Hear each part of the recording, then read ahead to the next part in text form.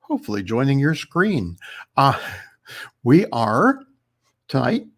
I'm sorry that I'm hearing the music. I'm sorry I didn't turn the music on, so none of you do. But welcome to the November meeting of the Pinal Gem and Mineral Society and the Pinal Geology and Mineral Museum. Les Presmyk is our guest tonight, and he will be talking on the Arizona Silver Belt, and I hope that you will enjoy it. I know it's a good talk, and let's see, I'm going to add him in now. I'm going to embarrass him. No, I'm going to add him in now. Les, you're about to go live, so put down your cup of coffee. There you are, and there. Now you're big. Your microphone should be working too. But okay, can everybody hear me? You are a little bit low, but well, then I'll get closer to my computer. Okay. You are a geologist and mining engineer and a mineral collector of long standing. Is that correct? Well, that's one set of titles. I'm a retired mining engineer with 43 years of experience and mineral collector for 58 years and involved in various aspects of the hobby and the business. Well, excellent. And you're going to further introduce yourself, and I will, let's see, what are we doing here? I'm going to add your, there you go. I'm still getting the hang of this. It's only been 3 months. So, we're all learning. Yep. You're going to talk about the Pioneer District, Silver King, and Magma Silver Queen mines, correct? Yes, sir. Yeah, a slight change from the original title. Yes. I wrote a long article for the Mineralogical Record a year or two ago about the Arizona Silver Belt, which extends from the Silver King mine outside of Superior to the Stonewall Jackson just north and west or east of Globe. But as I was getting ready for this presentation, I realized that there were some of the pictures that I thought I had escaped me. Yeah. And so my fallback is I'm going to speak on the Pioneer District, which concentrates solely on the area in and around Superior, Arizona, and just north of there at the Silver King. Sounds good. So, what I'm going to do is I want to let everybody know they can add their comments and questions in the YouTube chat. You may have to sign in to do that, but or you can, then I will interrupt Les and occasionally and ask questions from him, and otherwise I'm going to disappear and turn off my microphone and let Les take it away. Yeah, I already let Bob know that as questions come in, I'm more than comfortable taking them on a as presented basis. So any questions that you have about anything that we're talking about, feel free to send those questions in. So I am an Arizona native. I graduated from the University of Arizona in 1975 with a degree in mining engineering. And besides working at the Magma mine for 9 years and San Manuel down the road for another 2, I spent the last 30 years in the fuels department at Salt River Project, buying coal, overseeing some of the coal mines that we bought coal from, and the uranium fuel for Palo Verde Nuclear Generating Station. In addition to that, I have spent a great deal of time in community service, not just in the gem and mineral hobby, and with various organizations there, including 35 years as on the show committee for the Tucson Gem and Mineral Show, and various in leadership positions in the Tucson Gem and Mineral Society, the Flag Mineral Foundation, the Mineralogical Society of Arizona. I've also spent a fair amount of time, pretty much the last 30 years, very much involved with my community here in the town of Gilbert. So now that I'm retired, it's a good thing that I am, because I'm keeping busy full time, and especially helping to get the new U of A Alfie Norville Gem and Mineral Museum ready to open sometime in January. Most of the collection has been moved from the basement of the Flandrau Planetarium on the University of Arizona campus, where it's been housed for the last 20 or 30 years, to the historic Pima County Courthouse in downtown Tucson. We'll be ready to open that by the middle of January. Whether it opens or not, it will be up to the University of Arizona and where we are in with the COVID issue. But I will tell you that once that museum opens, it's going to be well worth the trip south to take a look at this most modern and absolutely fantastic gem and mineral museum. So I would encourage all of you to plan on a field trip at some point once you hear that the museum has opened. So with that, let's go to the subject this evening, the Pioneer District, which the two main mines were the Silver King and the Magma, or originally known as the Silver Queen mine. So just to put us in a little bit of perspective, Superior sits in the north central portion of, or the center northern portion of Pinal County, just up the road 30 or 40 miles from the county seat of Florence, and a few more miles from Coolidge. So the history of this area starts in 1872. A small Army regiment under the leadership of Colonel Stoneman was sent into the area to establish a route, build a road, basically over what we now know as Apache Leap or the limestone cliffs a few miles north. And one of the things that virtually all the Army troops did when they were sent to the territory of Arizona was, in their spare time, they would go out looking for their bonanza. Well, 1872, one of the troops, gentleman by the name of Sullivan, did discover a hillside that had these very suspicious looking black heavy rocks on them. He put a few of them in his saddlebags and did not tell any of his fellow soldiers about this. In 1873, after he mustered out of the Army, he went to work for a rancher down near Florence and shared these black rocks with him. And of course, they intrigued the rancher. But then not too long after that, Sullivan just took off. There were some suspicions that he may have tried to go back up and relocate his what would turn out to be rich silver deposit, maybe ending up dying in the desert or meeting up with some less than friendly Indians. But he was out of the picture. So 1874, small group of these ranchers put together a prospecting trip in their off season when the crops were already brought in and they had nothing better to do. So four of them headed up to the Stoneman grade, both with the idea of trying to find Sullivan's prospect. And then they weren't successful. They went on to the Globe area, found a few, or set up and claimed several claims in that area. Came back in 1875. They did it again a year later, and in 1875 they did rediscover the outcrop. The report that you see on the left was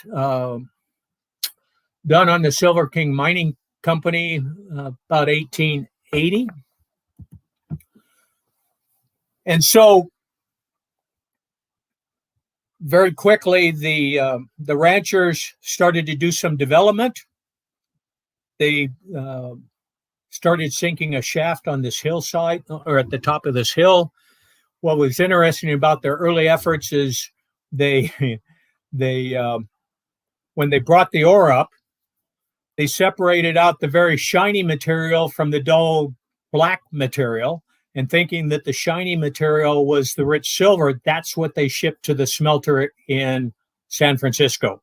Unfortunately for them, the shiny stuff was galena that was pretty much barren of silver, and the black dull rocks that they threw out on the dump were actually the high-grade silver sulfide. They figured something was not right when they got, instead of getting a handsome check back from the smelter, they actually received a bill from the smelter.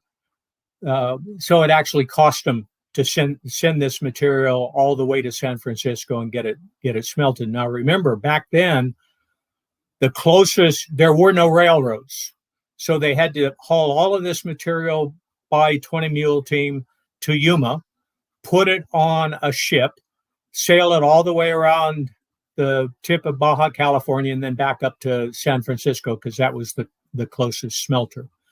Well, about a year or so into this process, there were a couple of miners that came down from the Comstock lode, stopped by the Silver King, and recognized that it was the dull black rocks that had the real value. So they made a proposition with these ranchers / mine owners that they would get this stuff processed for half the proceeds.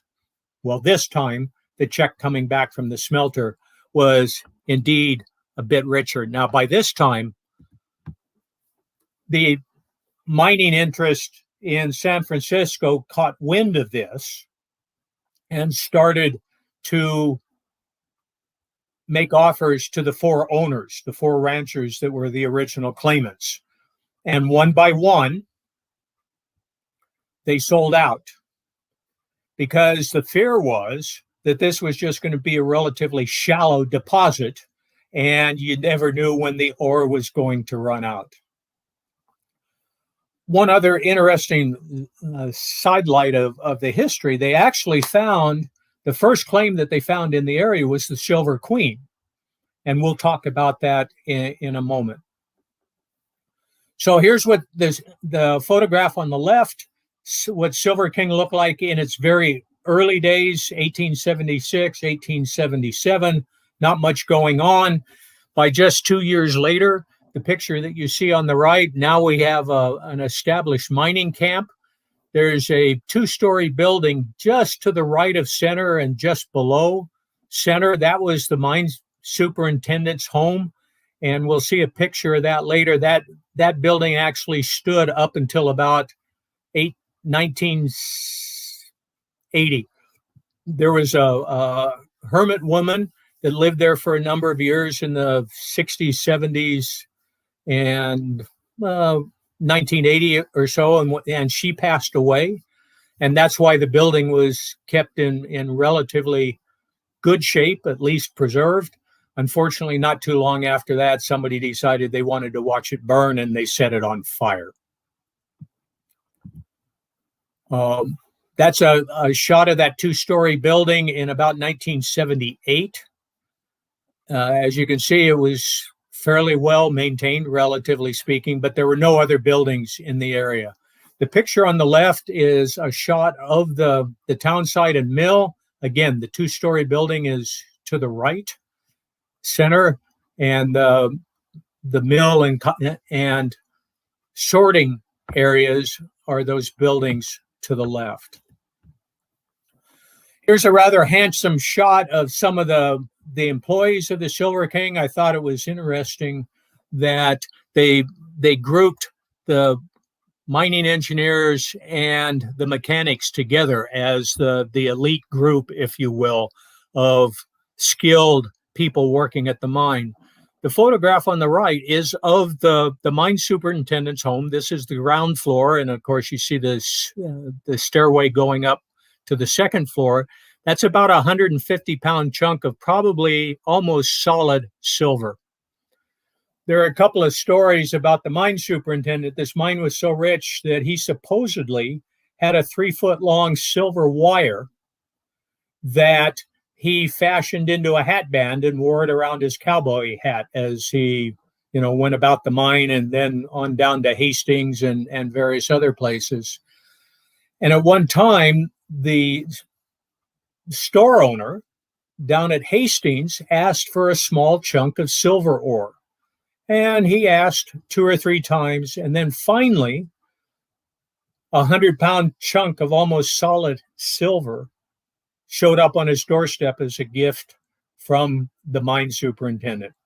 He tried to send it back, and the mine superintendent wouldn't take it, that he was more than welcome to keep it. The high grading at the mine got so bad at one point that they actually shut the mine down for a day in order to just let it be known that this was not going to be an accepted practice. So once the ore was hoisted to the surface and some preliminary sorting was done at the mine site, these 20 mule teams would transport the ore down to Hastings, pretty much the site of about where the Boyce Thompson Arboretum is today, because that's where the water was. Queen Creek flows right through there. So that was the source of water for the milling operation. And so each one of these wagons would carry about a ton of rock. And as you can see, it took a lot of mules and a lot of these wooden wagons to move the ore from the mine down to Hastings. And so very quickly, the mule skinners figured out that instead of using whips to spur their mule team on, that they would grab chunks of rock out of the wagon right behind them and just throw them at the mules. Well, doesn't take much additional effort to throw a chunk of high-grade silver ore as it does a chunk of waste. So these mule skinners would have their associates follow behind the wagon and pick up all these chunks of high-grade ore. At one time, that road was said to run $10 to the mile. And this is Hastings. As you can see, Picket Post Mountain is in the back. This was the real settlement because, again, this is where the ore was processed, concentrated, and then shipped by 20 mule team down to Yuma, because the railroad had still not gotten anywhere close enough to make it feasible to ship by rail, and then on to San Francisco to have it refined. So the Silver King ran from about 1875 or 1876 up through the mid-80s. There was a slight revival of the mine in the early 1890s, and then that collapsed with the Sherman Silver Act that that demonetized silver and pulled all the government support. So the price went from, I think, over $1 an ounce down to 20 cents an ounce. And that pretty much killed virtually all of the silver mining in Arizona. The demise of Tombstone, the Silver King, and a number of other properties. Fortunately, some of the specimens, some of the rich silver that was extracted from the Silver King didn't make it to the refinery. There weren't really many mineral dealers that were coming into the area at the time because it was quite an adventure, quite an arduous trek to get into this area. Because remember, we're still, by 1880, 1885, they're just starting to do things down in Bisbee and Morenci, and the railroads just weren't in Arizona. But like I say, fortunately, some of the silver specimens have escaped the refinery, did not get turned into coinage. The specimen on the left is a little over 2 inches tall. The one on the right is a little over 3 inches wide. Two more specimens. The one on the left in Paul's collection was interesting. He's an attorney and mineral collector up here in Phoenix. Some of you may have heard of him. But he got a call from a friend of his back in New York and said, I'm dealing with this estate. When I looked on the mantle, there was this little thing that looks like a silver. He said, I'm not sure, but, would you be interested in seeing it? And so Paul said, absolutely, yes. A picture was sent, and that specimen now resides in his collection. The piece on the right is almost 4 inches tall and is in Evan Jones's collection. It's more classic wire silver. This specimen came to him originally labeled from the Globe area, but when we were looking at this specimen, when I was doing research for my article, the backside of it is 50% sphalerite. Well, the reason that is important is because sphalerite was not an ore mineral, but it was one of the predominant sulfide minerals at the Silver King. There was a gentleman by the name of W.P. Blake that was a geologist and spent a tremendous amount of time in Arizona and the Southwest back in the 1870s, 80s, 90s, and into the early 1900s. And he wrote a series of reports and notebooks on all of the mines that he visited. The Silver King was one of those. And in an unpublished report that he did for some of the stockholders, there are descriptions of chunks of greenish sphalerite with wire silver sticking out of them, sketches of amethystine quartz crystals 3 and 4 inches long with wire silver sticking out of them. Unfortunately, the reason that we don't see a lot of these things is his vast mineral collection before he moved from back east out to Arizona, where he spent his last decade or two, burned to the ground. And so all of those mineral specimens that he had acquired over his entire working career were destroyed.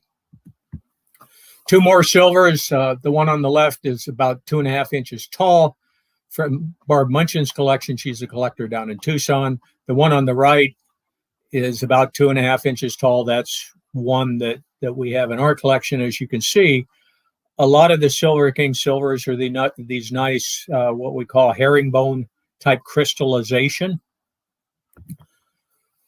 Two more of a wire silver on the left. That specimen is a little over 3 inches tall, sits nicely on matrix. The one on the right is really quite a chunk of crystalline and crystallized silver. It used to be about 60% bigger than this. It was a specimen that I acquired back in the late 70s, and it was originally labeled from the Stonewall Jackson mine over at McMillanville. But a friend of mine, when he was doing research for a presentation that he did on Arizona silver, contacted the American Museum where this specimen came from, and it turns out that it's actually a Silver King specimen. And when I acquired the piece, there was a weak point.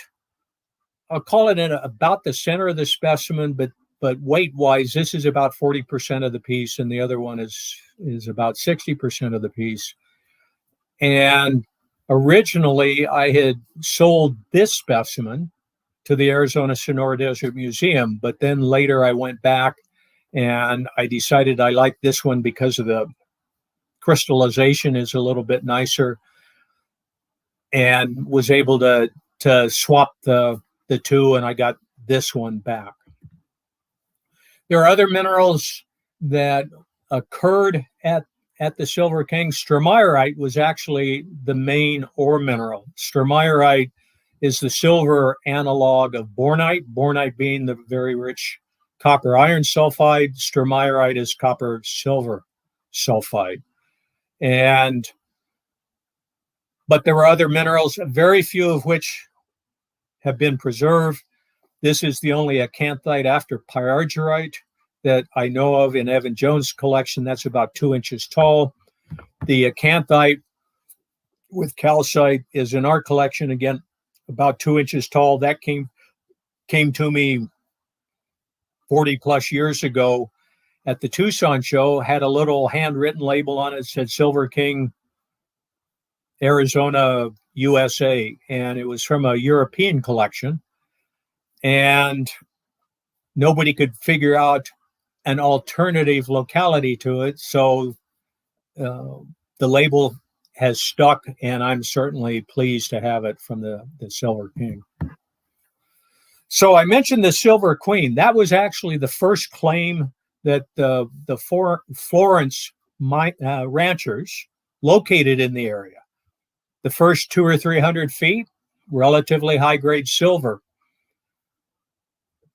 Unfortunately, once they got down to about 300 feet, they ran out of silver, and the mineralization turned into copper. And it was very rich copper. We're talking chalcocite and bornite.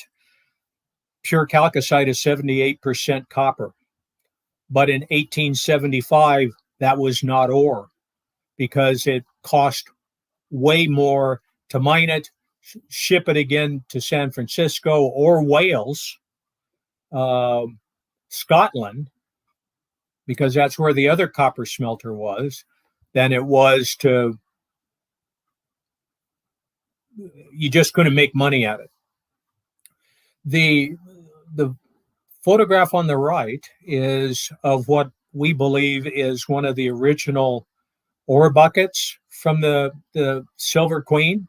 Some friends of mine 30 years ago were exploring the area, and down from the number 1 shaft location, they found the iron framework.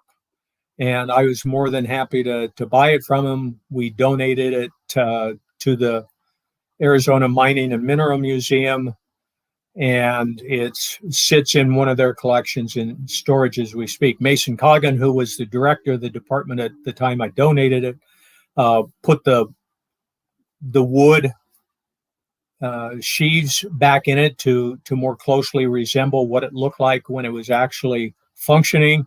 It was interesting because when he initially did it, he installed these things upside down, and somebody pointed out to him that he really needed to turn it over. But in 1875, 1876, this is what the Silver Queen looked like. We fast forward 30, 35 years, sporadic work on trying to make a go of it at the Silver Queen. And about 1909, Boyce Thompson, who had already founded Newmont Mining Corporation and the Inspiration Consolidated Copper Corp in Miami, Arizona, sent one of his engineers over to take a look at this 400-foot, 500-foot deep shaft at the Silver Queen to see if there was anything interesting there. The geologist came back and said, it looks good. By this time, the railroad had at least gotten to Florence, so now it's only 40 miles away. So Boyce Thompson took an option and then ultimately bought the property. And to his credit, he devoted the next 3 or 4 years of capital and effort to developing the mine, to make sure that it was going to have enough ore reserves to justify the additional expense of a railroad, concentrator, smelter, all the infrastructure that was going to be necessary, electric generation, because at this time, there was nothing out there except what a mining company brought to the table. So this is a photograph of actually a postcard very, very early on in the development of the Magma mine. if we were together in the same room, I'd point out that just left of center in this photograph, you see what looks kind of like a framework or a lattice work. That's actually the 500 level adit. And that is a lattice work of timber. And right at the top of that is the rails where they would push the cars out, and they were starting to build the dump at the bottom of the waste rock that was coming out from the development. Number one shaft is actually on the other side of that limestone mountain. And I'll show you a picture of that in a little while so you can orient yourself. This is what that same area looks like today. That dump has expanded to the point where just above the original high school buildings, that entire area is now a flat working area. So back then, everything that you see now was out in the middle of nowhere. I mean, it just didn't exist. But through the passage of time and bringing out all the waste rock, they filled in that area and made quite a nice working area. In the background, and we'll see a closer picture of that in a minute, is the original tramway coming down off the mountain from number one shaft, and then ultimately number two and number three shafts. The aerial tramway would bring the ore down to this area, offload it onto cars, and then it would be taken out to the mill, which is maybe quarter of a mile to the left of this picture and to the west of the area.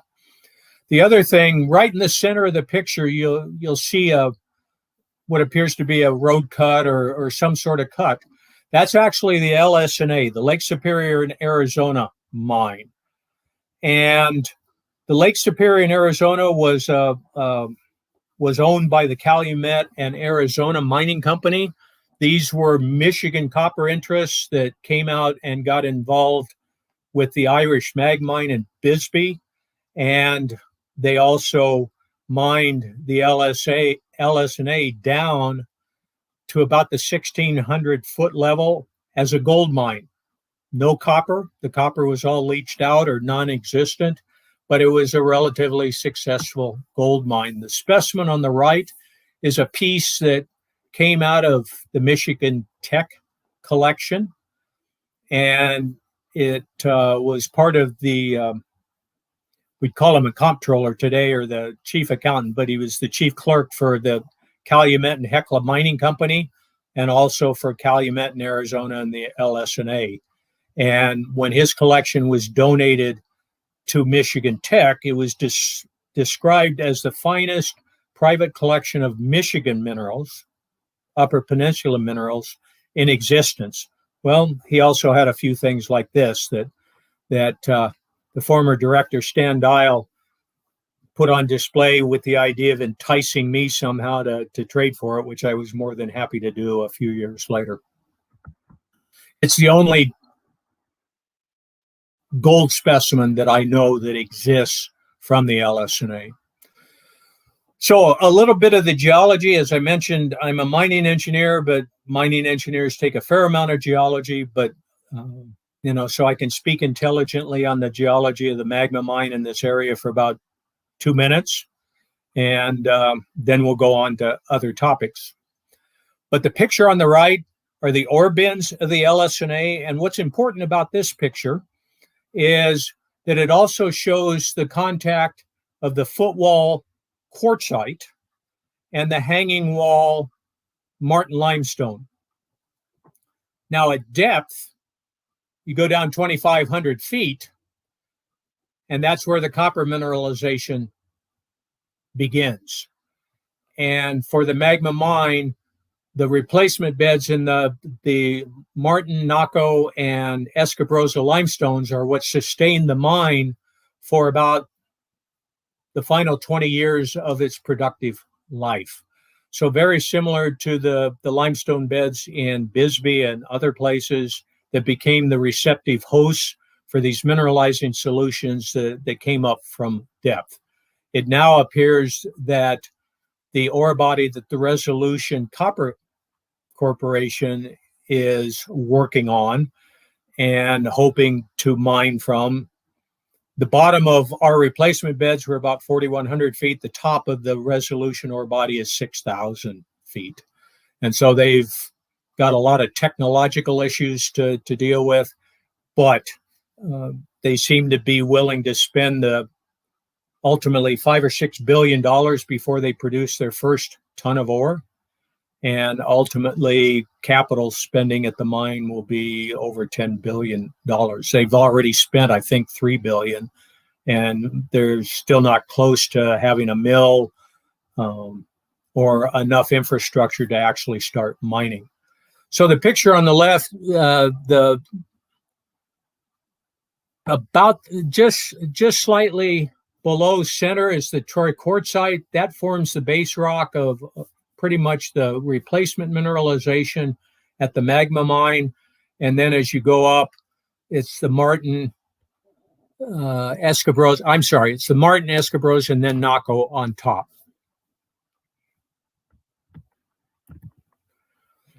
Now, as you drive from the Phoenix area or, from Florence and Coolidge, one of the prominent mountains that you see, and if you know where to look for it, there are places from the valley that you can actually pick it out on a clear day. But this is Picket Post Mountain. It was named because back in the day, when the first Army group of Army soldiers, that small regiment that was sent out to build the Stoneman Grade, if it was a small enough group and not much of an establishment or encampment, it was called a picket post, rather than a fort or whatever. And so the name kind of stuck to the mountain because they originally bivouacked at the base of this mountain where we now know Hastings was pretty much established. And if you take the old highway towards Boyce Thompson's winter home, there's actually one of these historic markers that the Arizona Highway Department installed a number of years ago along that road. And it describes just what I've mentioned to you. You drive a little further, there's Boyce Thompson's home. Some of you might recognize that if you've ever gone to the Arboretum that carries his name. He established both, and then they were donated to the state Parks Department, where it's now a world-renowned arboretum. And once you drive a little bit further, there's Apache Leap. And of course, the history of that is that there was a band of Apache warriors that were driven to the edge of that leap by Army cavalry, and rather than surrender and submit to the soldiers, they leaped to their death off the cliff. And of course, the myth is that the tears of their wives and sisters and daughters crying for them solidified and turned into the Apache tears that were mined just west of Superior for a number of decades. And so the Magma mine continued mining and developing, ultimately sinking 9 shafts. And I don't know how many miles of underground workings. When you drive, especially from Globe back to Superior and on to Phoenix, just as you leave the tunnel, the highway tunnel, you see this cut in the side of the hill. It was not mined for ore. In the early days of the mining, it was square set mining, very heavily timbered, but in order to hold the ground and keep the timber from catching fire, they would backfill these cribbed stopes with waste. If there wasn't enough waste coming from the development drifts, then they actually came up to the surface and mined from below and mined waste rock so that they could fill their crib stopes. And the building that you see just right of center is the number 3 shaft hoist house. Very quickly, the original Silver Queen shaft, which has been designated as number 1 shaft, proved impractical because it was sunk pretty much right on the vein. That's just not good for long-term mining and production. So the first 2 shafts that they sunk were number 2 shaft to the north of the vein, number 3 shaft to the south of the vein, and then ultimately number 1 shaft was pretty much mined through.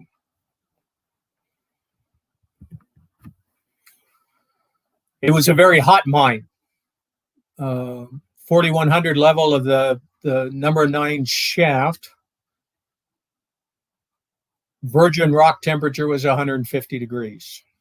And I experienced that a time or two. But for the most part, most of the stopes were relatively not comfortable, but the working conditions were pretty decent. We had thousands of tons equivalent of 37-degree water being pumped underground on a continuous basis. And so each stope, each development drift heading had its own, if you will, refrigeration unit, heat exchanger, and a 50 horsepower fan.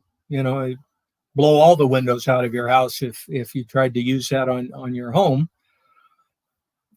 But back in the 30s or 40s, Mr. Carrier of Carrier Air Conditioning and Refrigeration fame designed this cooling tower for the magma mine. Very quickly, its capacity was reached, and there were some headings that were just the guys could work for 20 minutes, and then they had to go back to a cool area for an hour to recover. And that was pretty much their shift. The picture on the right is the aerial tramway that I showed you that distant shot of back about 1978 or so. And this is a shot from on top of the hill of number 9 shaft, where I worked for 9 years. The cooling towers are in front of that shaft. Again, I think we were pumping 3,000 gallons a minute underground and cooling it to 37 degrees for distribution throughout the mine. Number 9 shaft is a 22-foot diameter concrete line shaft, and it was sunk. It's actually 4,750 feet deep. The bottom level was the 4,100, which was near the bottom of the shaft.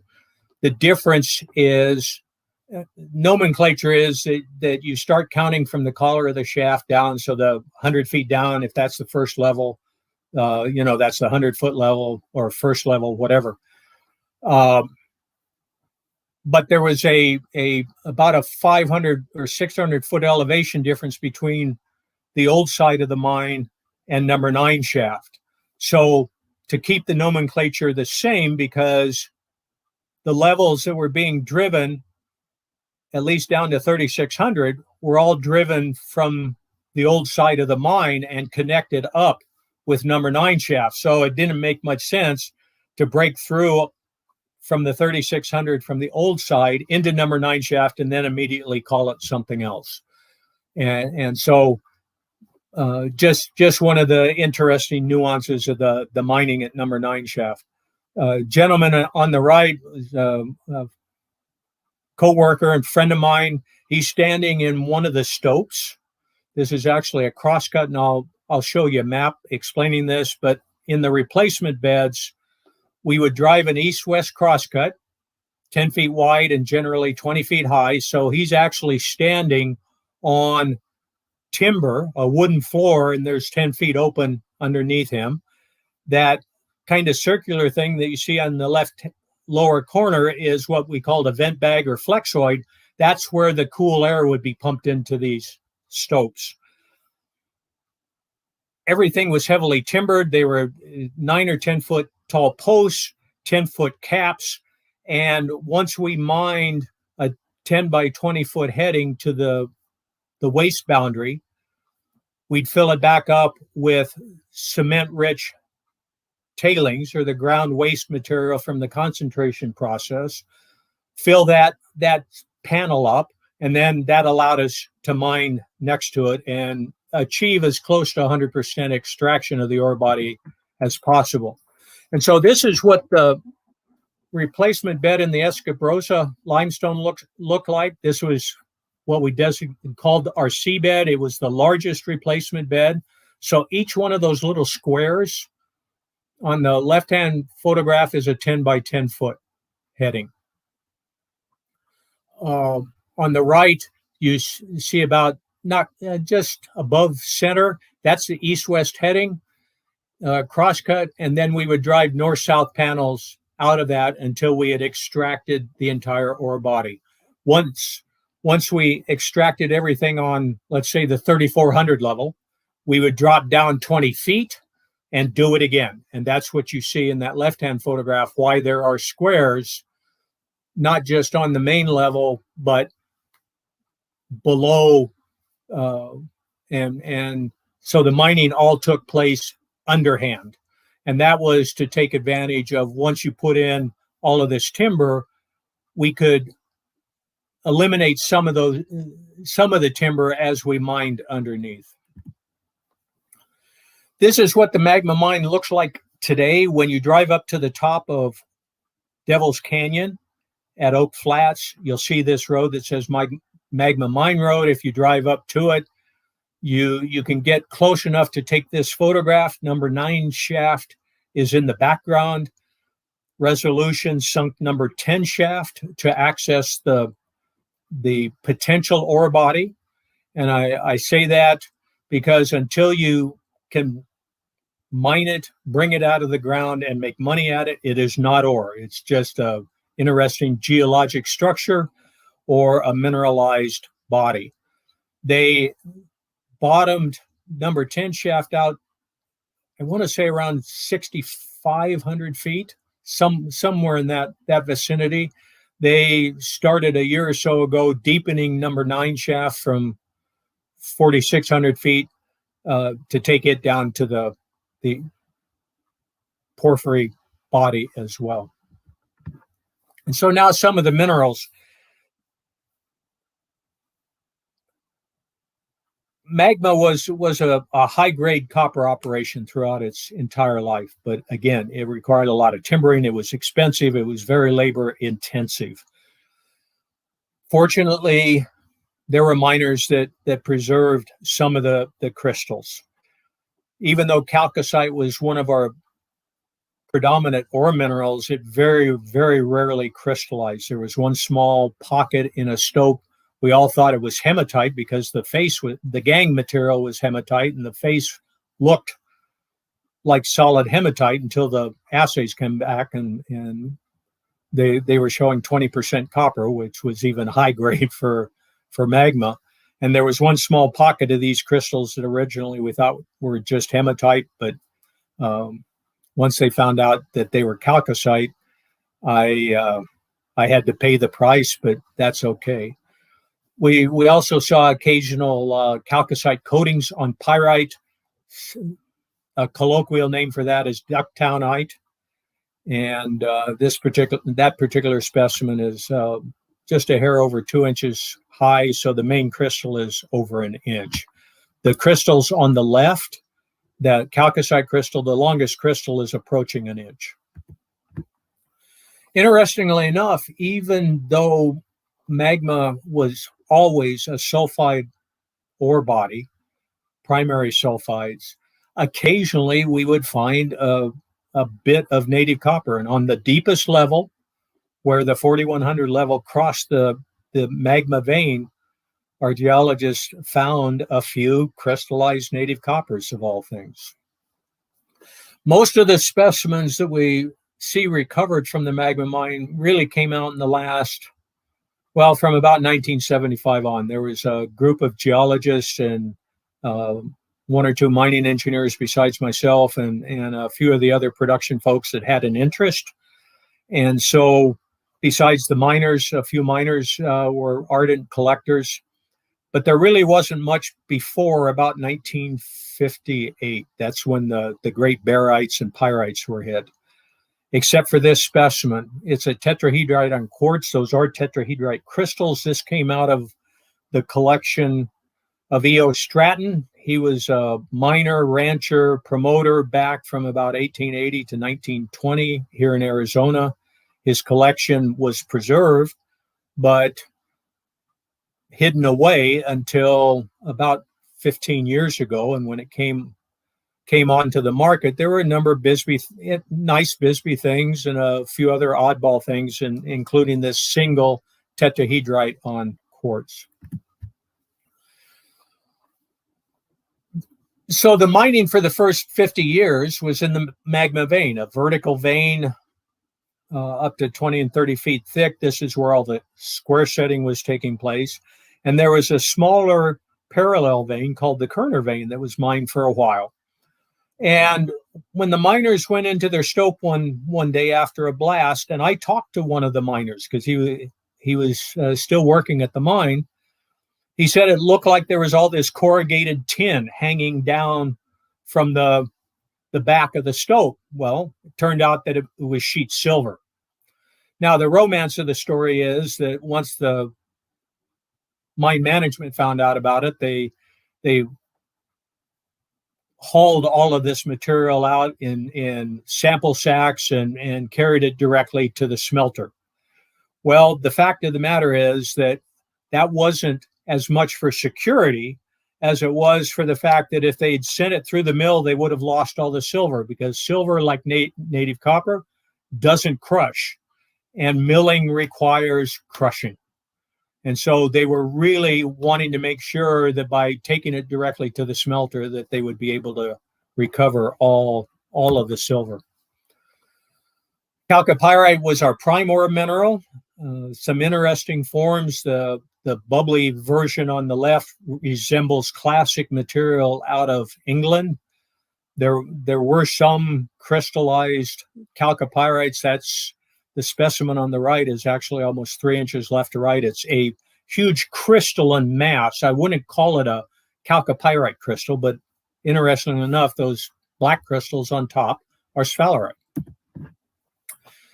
So one of the two, possibly three main collectible minerals from the magma mine are pyrite. In the late 50s, when they started mining the replacement beds, we referred to them as the A beds. They were in that quartzite limestone contact.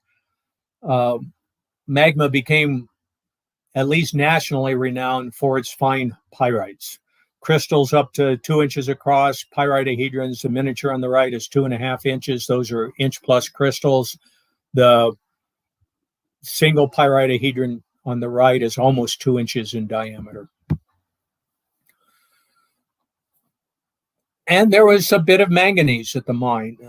One day I walked into our south vein stopes, and lo and behold, there was a lump of massive rhodochrosite in the face. And so I was able to collect 4 or 5 pieces. That particular specimen has the distinction of having been the finest specimen of Arizona rhodochrosite entered at the annual Tucson Gem and Mineral Show back when rhodochrosite was the theme mineral. But the judges ruled it not good enough quality to be awarded a trophy. So I think in some ways happier that I didn't get the trophy than if I did. Grautite on the right, crystallized grautite is a manganese oxide.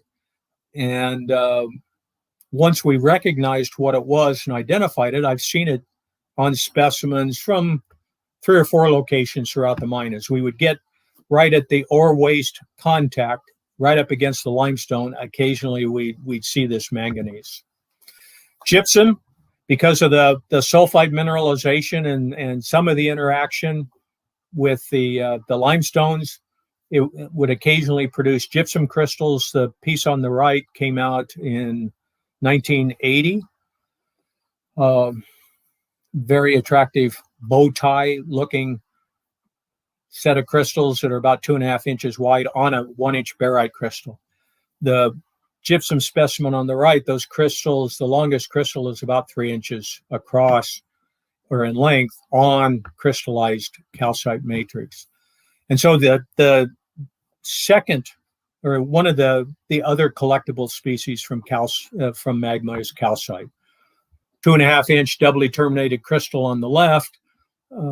interesting stacked faced crystals on the right. And we see this kind of stacking in a number of occurrences throughout the mine. But the single finest calcite pocket from Magma, and I'd rank it up against anything that Bisbee's ever produced, and I just love the malachite or cuprite and calcites from there, or Ray or Aho, was this one pocket that was hit on the 3700 level, producing these ice clear twinned crystals. The one on the left is not quite 2 inches. The one on the right is over an inch and a half.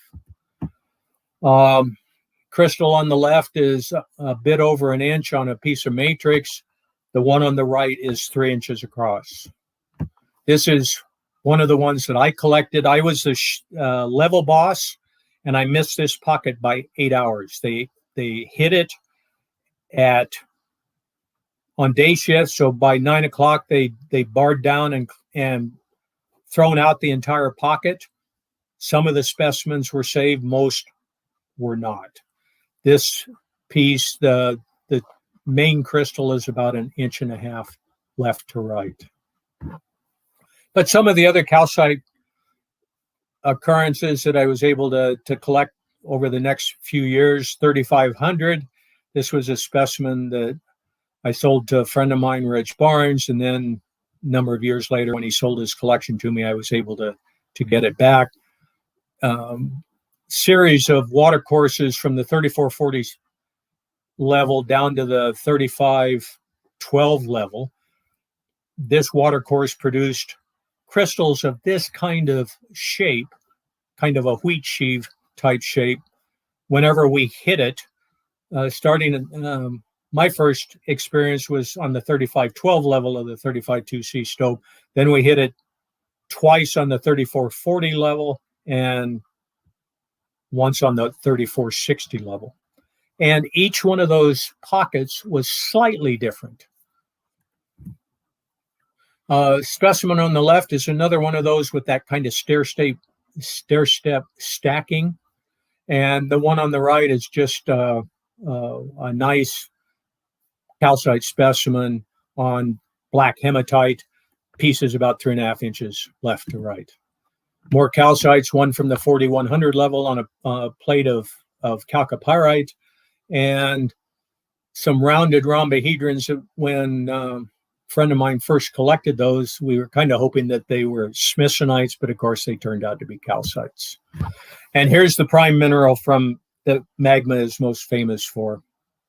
It's barytes. Again, these were hit in the 1958 time frame in the replacement beds along with the pyrites. Golden barytes like this one, crystals up to 1.5 inches, 2 inches across, and ranging in color from almost white to gray to green to red to gold and black. Now, these two specimens came out of a stope out of the Naco side 30 years later. It was a complete surprise, but a very pleasant surprise. The main crystal on the left-hand specimen is 1.5 inches tip to tip. These are two more from the original A-bed replacement. Unfortunately, about 1959 or 1960, this part of the mine caught fire. And so the mine basically shut down for 9 months while they fought this fire and contained it enough to put the rest of the mine back into production. But this area produced carbon monoxide until about 1980.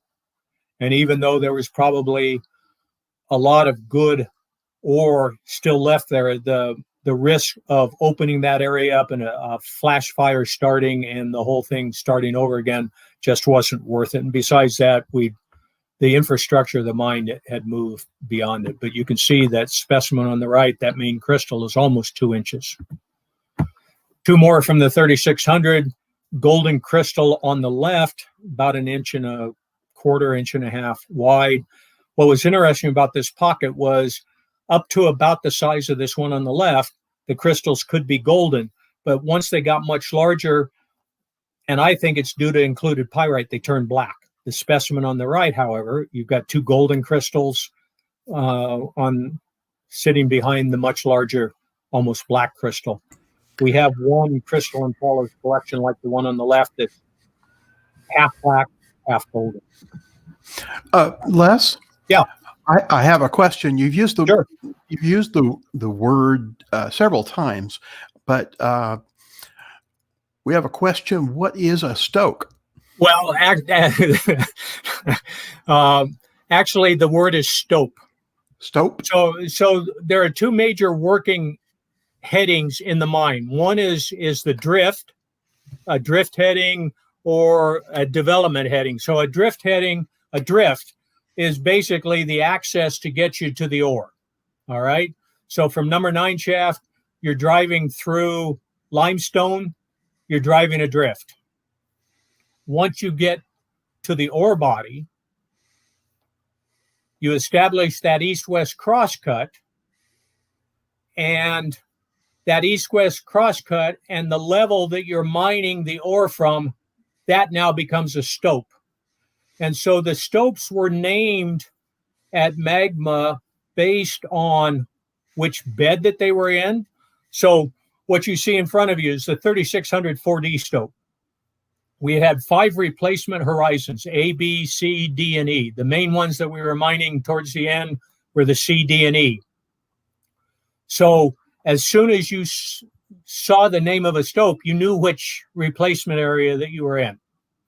The second would be the first 4 numbers, which would be the level that that stope started at. So this one started at the 3600 level, which was the same level as the haulage. And where we found these barites was either I think it's the 3620 level. So that was the first cut underneath. And the stope went on to mine at least 2 more cuts underneath that. The 5th number, that 4 in front of the D, would generally be the crosscut that the stope started from. So this particular stope started on the 3600 level from the 4 crosscut west, and it was in the D bed. And so the stope is where the ore was produced. So Great. it's STOPE. Right. All right. Thank you very much. Yeah. Okay. And there's a typo, I'm sure. No. Just 1 or 2 more slides, and then I'll take any other questions. So Great. Both of these came out of that 3600 4D stope. What's interesting about the one on the right is the matrix. There are very small hopper galena crystals on it, and there's this bubbly kind of yellowish material. It turns out to be sphalerite.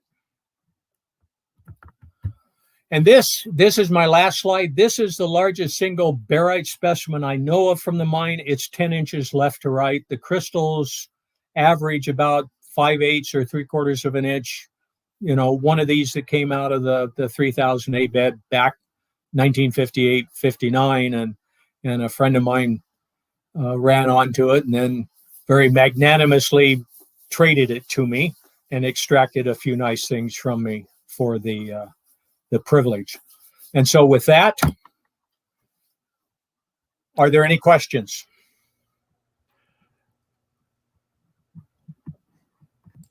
Yes, I've got a couple of here. Okay. There we go. I probably missed it. Did you say, or do you know, when the Silver Queen started operation? Silver Queen, the original exploration on the Silver Queen was contemporaneous with the Silver King. So it was first discovered in 1874. By 1876 or 1877, there was shaft sinking. That picture that I showed you, that would be 1876, 1877. But by 1880, they'd run out of silver. Okay, I missed that then. No, okay. And do you have any idea of the tonnage of ore that's come out of either of the mines? I know that's a Well, I can cite you some statistics. The Silver King lasted longer than any of the original locators thought. The main shaft was sunk down to either the 900 or 1,000 foot level. But the problem with the Silver King is it's what we call a pipe. And so very, very localized and very contained ore structures. So there wasn't a lot of lateral extent to the mine. Those production figures, all I can do is talk about, how rich the ore was and that sort of thing.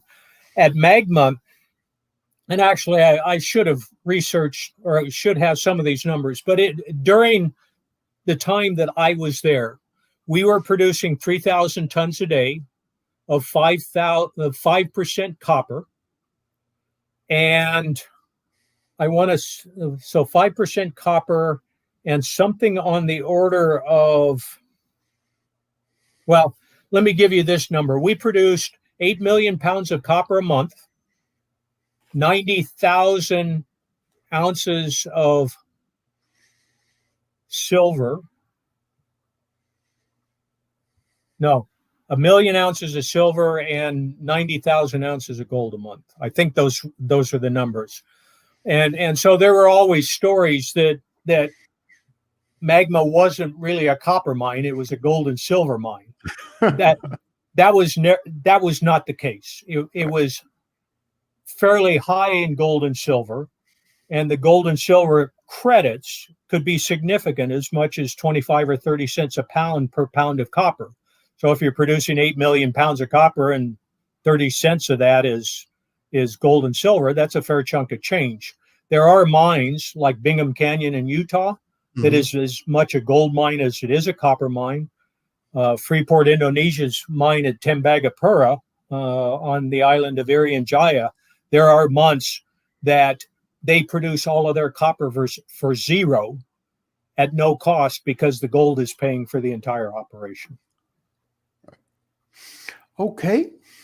Let's see. The last thing I have here for you is Chris says, nice presentation, Les. Oh, thank you, Chris.